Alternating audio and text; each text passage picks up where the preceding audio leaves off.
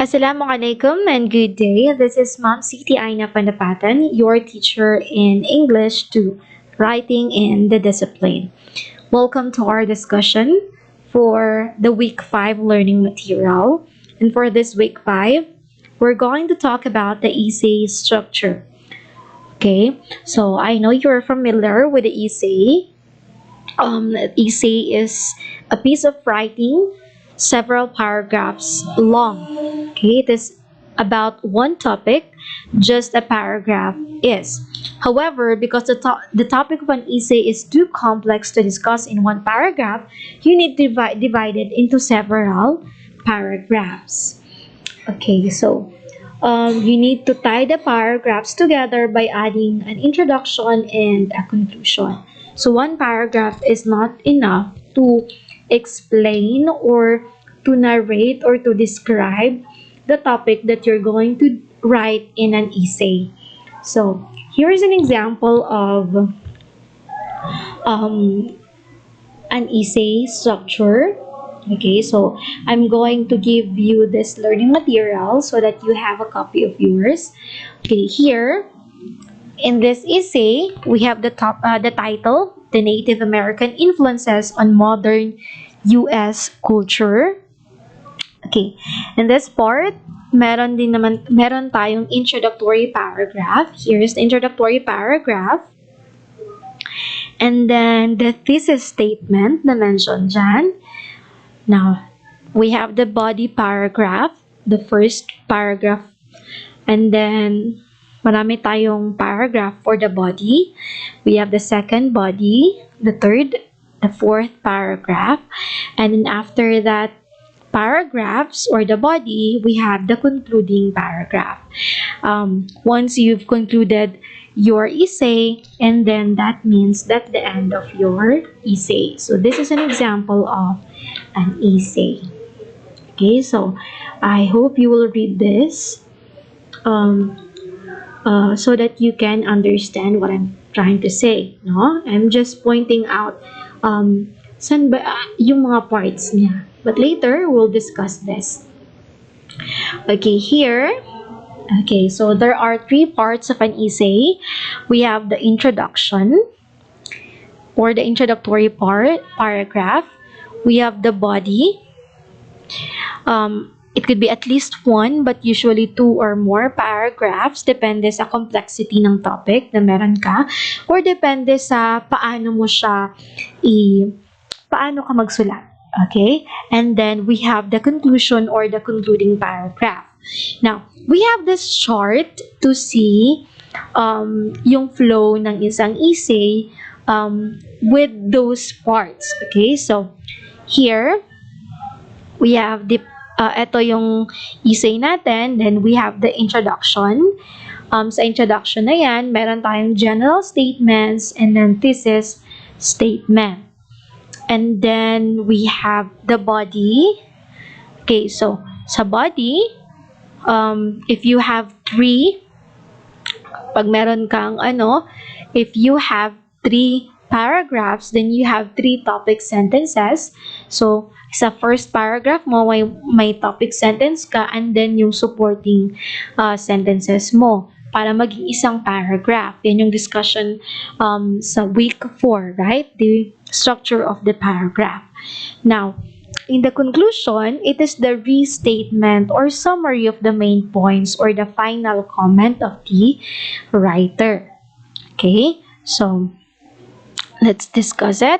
The introduction consists of parts, yung sinabi natin kanina, yung general statements and the thesis statement. Yung body naman consists of 1 or more paragraph, and then the conclusion, again, yung conclusion is a restatement of the introduction or the summary or review of the main points discussed in the body. So an essay has unity and coherence just as a paragraph does. Transition signals and the repetition of key nouns link the paragraphs into cohesive whole. So dapat meron siyang unity and coherence. In the introductory part, let's discuss one by one, no? So, introductory part, meron tayong two parts. We have the general statements and the thesis statement. So, general statements na yan, in general statements, it introduces the general topic of the essay, and this captures the reader's interest. In the thesis statement, it states the specific topic. Okay, so it may list subtopics or subdivisions of the main topic or subtopics, and it may indicate the pattern or organization of the essay, and it normally the last sentence in the introductory paragraph. So, yung thesis statement, pwede nating makita sa first or the last part of the paragraph. So, tingnan natin dito yung example na kanina, no? So, here is the introductory paragraph na meron yung essay kanina. So, let's see. Okay. When the first, hindi ko na babasahin, it's too long, no? So, here, as you notice, the first sentence is about the arrival. Ito yung first sentence natin, no? So, it is about the arrival of Europeans and their encounter with new cultures. The next sentence, ito, yung next sentence natin, let's highlight this. The next sentence points out that there were large differences between European and Native Americans.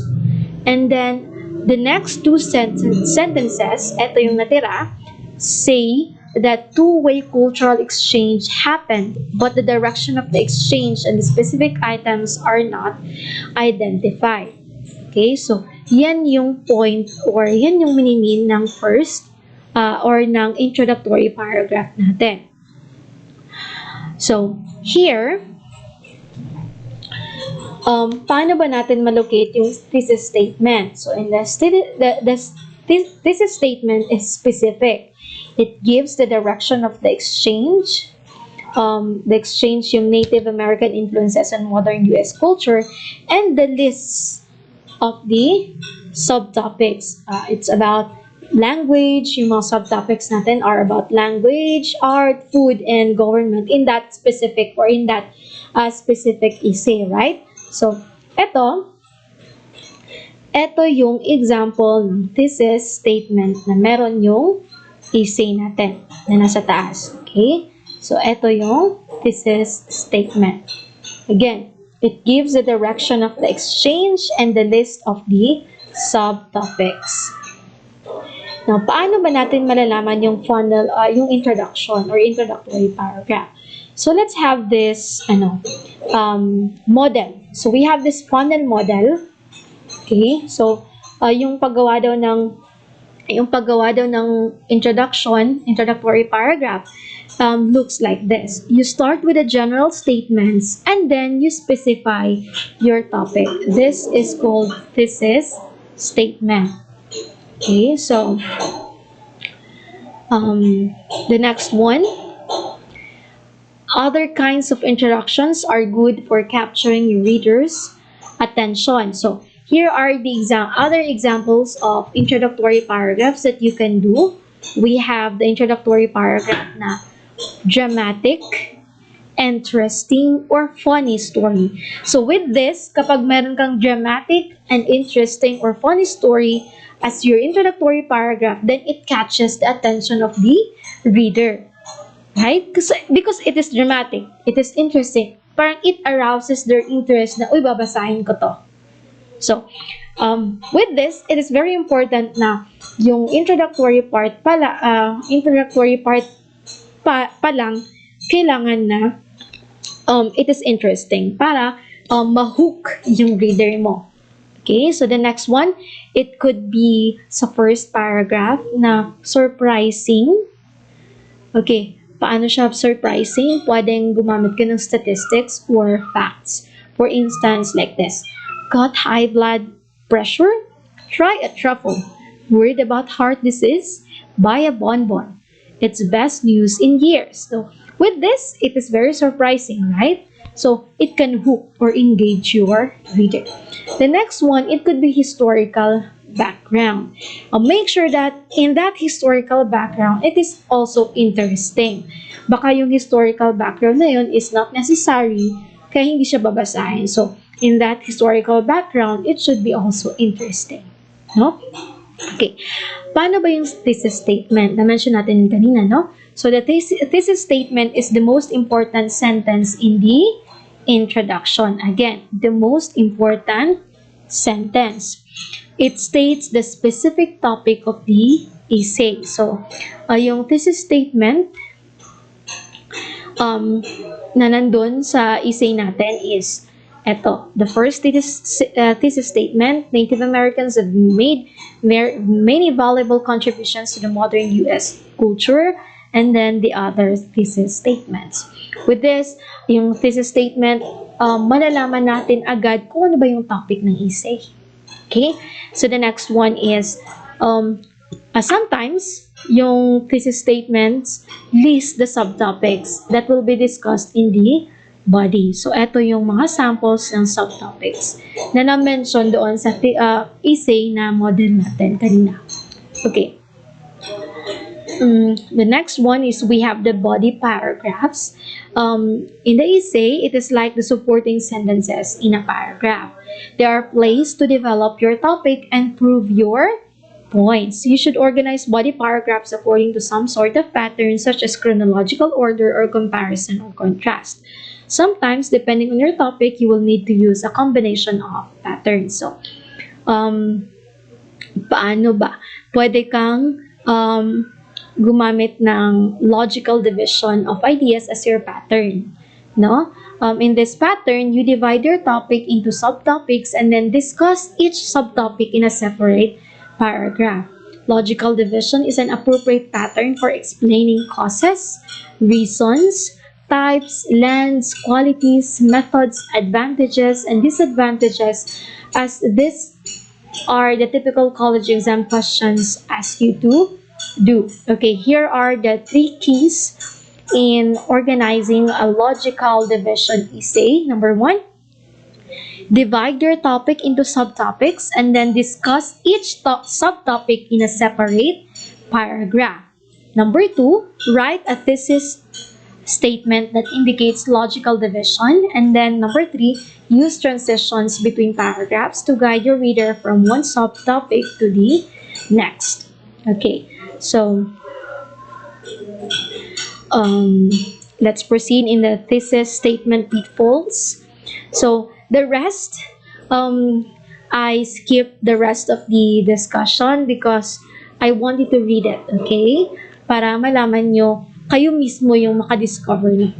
Okay? So, the next one is the thesis statement pitfalls or yung mga problems sa thesis statement. Kasi, some is marunong talaga gumawa ng essay, pero pagdating sa thesis statement is problematic na. And we should also know, we should understand that thesis statement is very important in sentence. Again, it is the most important part or most important sentences in your essay. Okay, so these are the things that you should avoid in making or constructing your thesis statement. Okay, minsan, some of thesis statements are too general. For example, meron kang thesis statement na a college education is a good investment. Masyado siyang general. So, paano ba siya i-improve? Pwede mong gamitin yung eto. A college education is a good investment for 4 reasons. With this, na-specify mo. It means, eto, nagsisignal siya na, yung paper na to or yung article na to or yung essay na to is about college education as a good investment for 4 reasons. So, it means, in your essay, mame-mention mo yung 4 reasons na yun kung bakit good investment yung college education. Okay? Another example is kapag sinabi nating lasers are very useful. Again, it's very broad or too general, right? So, pwede mo siyang improve as lasers have several applications in industry and medicine. So, in this, makikita mo na it's specified and at the same time, hindi na siya general. Okay? So, yan yung some problems ng thesis statement. So, avoid being too general in constructing the thesis statement. Number 2, the thesis makes a simple announcement. Minsan, nagiging announcement na lang yung thesis statement. For example, sinabi ng writer, I am going to write about sports injuries. So, it's a no-no. No? So, it is a no-no. Para ma-improve to, you can say, avoid sports injuries by taking a few simple precautions. Okay? So, yan. So, from this, may kita mo na yung thesis statement is something that states about ano yung magiging laman ng essay mo. With this, it gives directions na eto yung gagawin mo sa essay mo. Kasi eto yung thesis statement ko eh. So, eto yung mga this na gagawin ko. For instance, here, a college education is a good investment for 4 reasons. Parang, with this, parang you have the direction na I'm going to write those 4 reasons bakit good investment yung college education. Okay? Kaysa naman sasabihin mo, a college education is a good investment. Parang it's kulang siya. Kulang, no? It will not direct you to what to write. Yeah, right? So next, the thesis states an obvious fact. Masyadong, obvious na yung fact na yun. Example, the internet is a communication superhighway. Totoo naman din. But it's not enough to say na ito yung thesis statement mo. So let's improve this. So pwede siyang ma-improve as the explosion of the internet has had both positive and negative consequences. With this, you can say na yung thesis statement mo, yung patutunguhan niya or your direction or you're going to write about the positive and negative consequences of internet.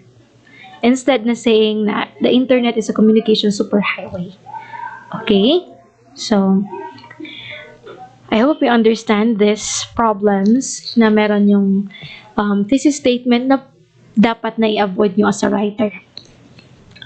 Next, in logical division of ideas, pwede kang gumamit ng transition signals. These transition signals are here. It is mentioned here. Okay, here are the transition words and phrases that you can use in writing your essay. Pwedeng gamitin natin yung mga transitions na ito. For instance, yung word na first, you can use first here. Tingnan nyo, and how it is used in a sentence. Yung in addition, and then yung finally. And then, in using transition words, you should know ano yung meaning ng mga transition na yon. For instance, pag you want to add something, then you may use the in addition, right? Kapag you're in the last part na ng yung sentence, you may say finally, right? Or when you say kapag sa first pa lang, mag-enumerate ka ng something, then you may say first, okay? Or the second na naman, second idea na naman is you may say second. Okay, depende yan sa transition na gagamitin mo. And depende sa needs ng essay mo. And you may use coordinators also. Those coordinators are the and, both, and, not only, but also. Okay? Pwede rin gumamit yung ibang transition words like another way, in addition to math and science, mga ganun. Depende sa essay nyo. Okay?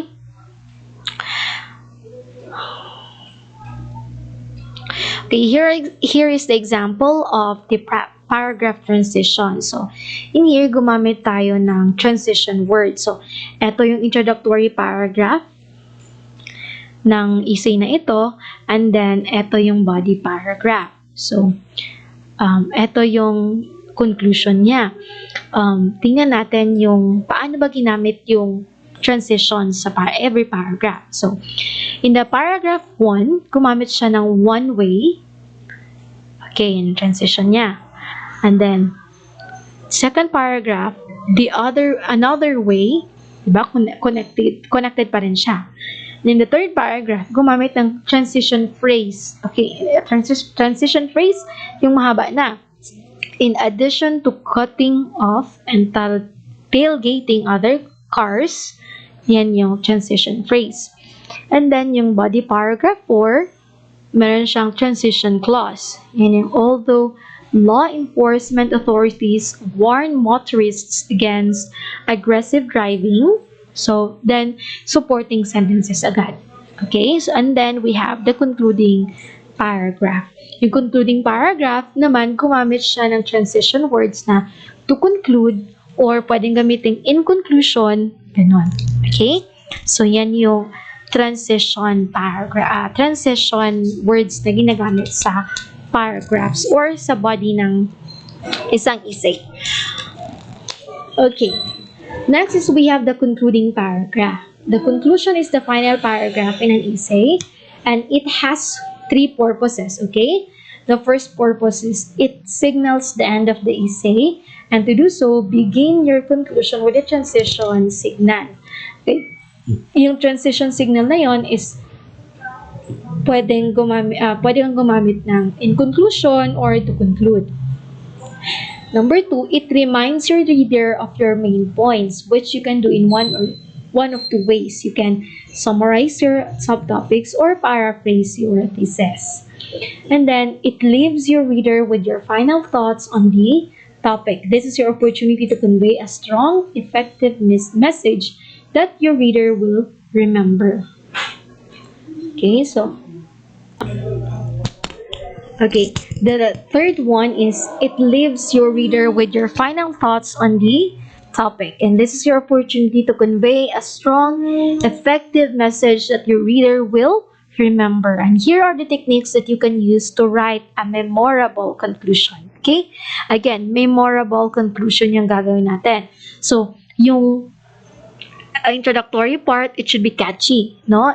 The reader should be hooked with your paragraph or your introduction. Now, sa conclusion naman, it should be memorable. So, you can make a prediction. Okay? So, you cannot just only make prediction, but also you can suggest results or consequences. Another one is you can suggest a solution, make a recommendation, or call for action. Okay? And the last one is you can quote an authority on the topic. Okay, so I hope you understand our lesson for today about the structure of essay. Okay, so this ends our discussion for today. Thank you for listening.